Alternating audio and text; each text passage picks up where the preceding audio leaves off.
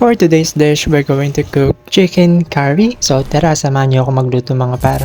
Ito na lang yung natira sa stock nating manok. Filet yung hiba ko dito mga par, tsaka yung buto-buto. Hindi siya ganun ka-applicable para sa luto ng chicken curry, pero nag-crib ako sa chicken curry kaya ipipilit natin to. Painitin lang natin yung mantika mga par, tapos iprito natin tong patatas at carrots. At after natin to ma-fried, ilipat muna natin siya sa isang lalagyanan.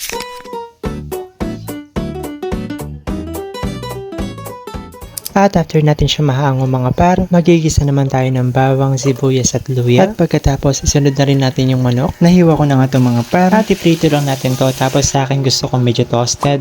Tapos mga par, pasundan na din natin lagyan ng tubig. 1.5 cup yung nilagay ko dito, pero pwede namang 1 cup lang. Gusto ko kasi yung mas mapakuluan ko siya, kaya dinagdagan ko na. Pinasundan na rin natin nilagyan ng gata mga par. Tapos papakuluan lang natin to ng ilang minuto. After nito mga par, ilagay na rin natin yung bell pepper. Pakuluan lang natin to saglit at isunod na rin natin yung carrots at patatas na pinirito natin kanina. After a few minutes mga par, nagdagay na rin tayo ng curry powder at nilagyan din natin to ng turmeric powder. Tapos haluin lang natin to mga par hanggang ma-dissolve yung mga powder na nilagay natin. Naglagay nga din pala ako ng pinong paminta at fish sauce or patis. Adjust nyo na lang sa panlasa nyo kung matabang pa para sa inyo. Haluin na lang natin to mga par at pakuluan ng ilang minuto at pagkatapos nun, okay na. Isalin na sa isang bowl at ilabas ang kanin at alam nyo na, kainan na. Sana nagustuhan nyo yung video natin for today. At yun lang, follow or subscribe for more.